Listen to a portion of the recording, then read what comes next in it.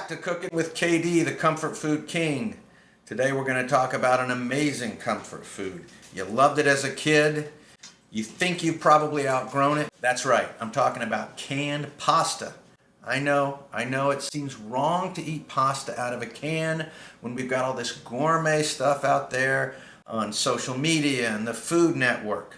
But admit it, if I gave you some right now, you'd be all over it. You wouldn't want your fancy pants friends to know it, but you'd eat it. First off, who doesn't love SpaghettiOs? Those little rings of pasta in a zesty tomato sauce. Raise your hand if you ever ate them straight out of the can, cold with a spoon. I know I did. They also had the variety with little weenies sliced up, or the meatballs. Now, I always wanted these, but my mother ran a Spartan and austere household. "No meatball for you, chubby boy," she would say as my fat lower lip quivered with sadness and disappointment. Anyway, SpaghettiOs rock. Now, the most iconic purveyor of canned pastas is none other than Chef Boyardee. Little history lesson: Italian immigrant Hector Boiardi started selling pasta to America in 1928. Now, he knew we were too stupid to pronounce his name, so he changed the product to a easy to remember and phonetic Boyardee. That we could remember. During World War II, the government commissioned Chef Boyardee to make canned rations for our troops. At one point, his factory was producing 250,000 cans of pasta a day. That's a lot of pasta. Let's break down Chef Boyardee. The mainstay, of course, is spaghetti and meatballs. But you can also get lasagna and ravioli. Amazing. But the best thing is a little thing called beefaroni. There's nothing I'd like to do more than go to some fancy Italian restaurant and wait till the waiter's finished reading off all the specials and look at him and say, "How's the beefaroni tonight?" Now, I know you're looking down your nose at canned pasta, but I stand by it.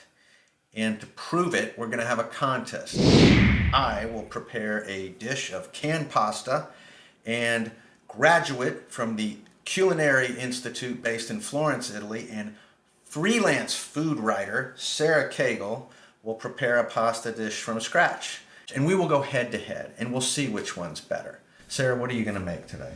I'm going to make a thick handmade spaghetti from Tuscany known as peachy, not the fruit, with a homemade tomato sauce. I'm so scared. I'll go first. You take a can of pasta. You don't even need a can opener. You put it in a pot. You put it on the stove on low heat, stir it a little bit, and when it's warm, it's ready. Dig it. All right, Sarah, it's your turn. All right, andiamo. So the first step is to make our pasta dough, and we're making a really easy kind that is just semolina flour with warm water, and that's it. So all you need is 100 grams of flour per person, and then half of that weight in water. So this is 100 grams of flour, which I'll just pour in my bowl, and this is 50 milliliters of warm water. So I've created a little opening in the middle of this pile of flour here, and then I'm just gonna slowly stream in that water while mixing with my hand. And then once it starts to clump up like this, I can go in with both hands and kind of start pinching it together. So once I have kind of a ball of dough that's mostly sticking together, I'm just gonna dump it out onto the cutting board, and I'm gonna start kneading. And I can always add more water if I need, or more flour if the dough's a little too wet. Alright, so I discovered that my dough is a little dry, so I'm just gonna wet my hands and gradually add in more water. Basically, you're just working with the heel of your hand, and you're pressing into the dough, and then rotating it like a quarter turn every time. Alright, so about 10 minutes later, we've done the work. The dough is super smooth. It's round, we can kind of tuck the edges under to make a nice ball. But the most important test of all is the poke test. So when I poke the dough, you can see that it kind of moves back. That's because we've worked all the proteins, the glutens in the dough, and they're nice and bouncy and elastic now. So the final step is to let the dough rest, and you can do this for anywhere from just a few minutes to a few hours, but it's always going to be at room temperature, just out on the counter.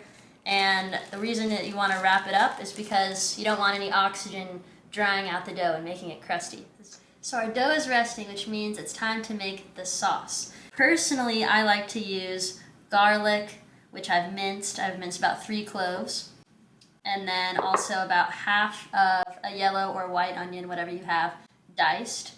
And then of course the tomatoes. Today I'm using a passata, which is a tomato puree in Italian, just because I'm craving something a little bit smoother. So I'm going to put in a generous amount of olive oil. This is about 3 big tablespoons.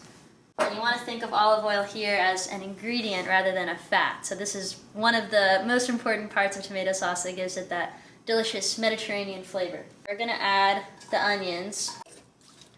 And I've got my pan on about medium heat. These are going to take probably around 4 minutes to start to get soft and translucent. Alright, so we're getting some nice sizzle and translucent appearance in our onions. So we're going to go ahead and add the garlic. You can already smell that garlic, which is great. This is just going to take about a minute to cook. At this point, I'm going to go ahead and add the salt.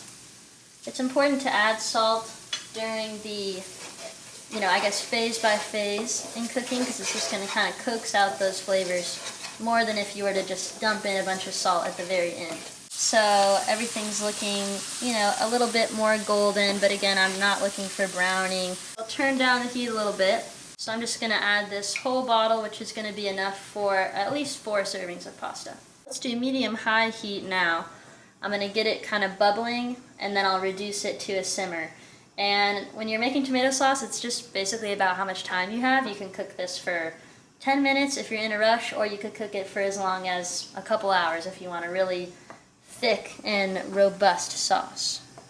So, like KD, I actually also grew up eating Chef Boyardee products. I think one of my favorite meals when I was a kid was the beef-filled ravioli.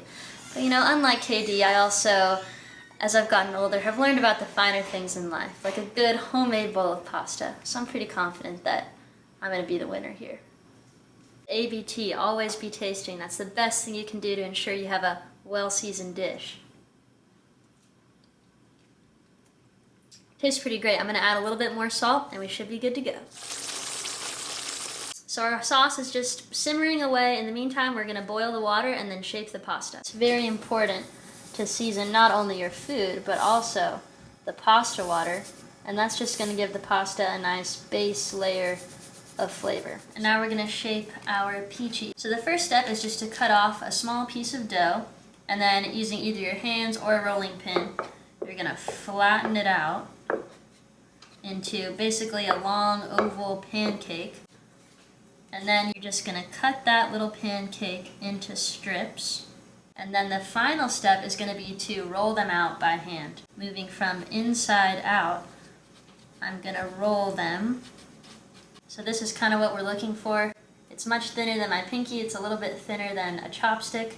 And it's this nice, thick spaghetti.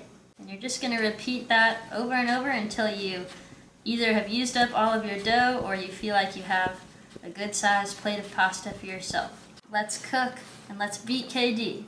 Alright, so we just made a single serving of pasta. This is enough sauce for about 4 people, so I'm just going to take some out and save it for later. But we're only going to need, for our single serving, about a half a cup. So our salted water is boiling. We're going to just gently drop in our peachy. And then after a few seconds, we'll give them a stir just to make sure they're not sticking. These will be ready in about 3 minutes. Before I remove the pasta, I'm going to save a little bit of that cooking water.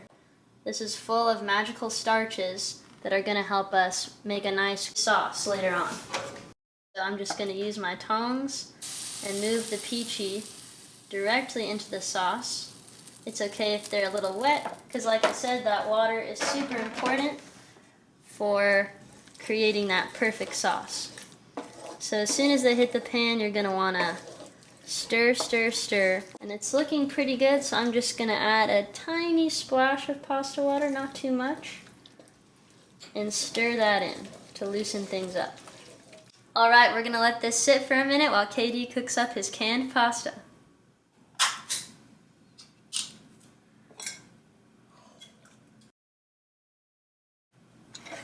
It's just that simple. Okay, the moment of truth. I will unilaterally decide the winner. First, the canned pasta.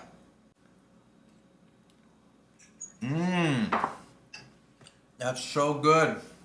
It's like a warm hug from your Italian grandmother. And now I will taste the fancy, pretentious pasta.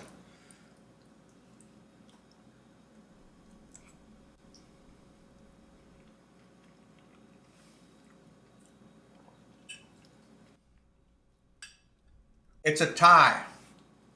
I declare a tie. There's clearly room for both dishes to be enjoyed.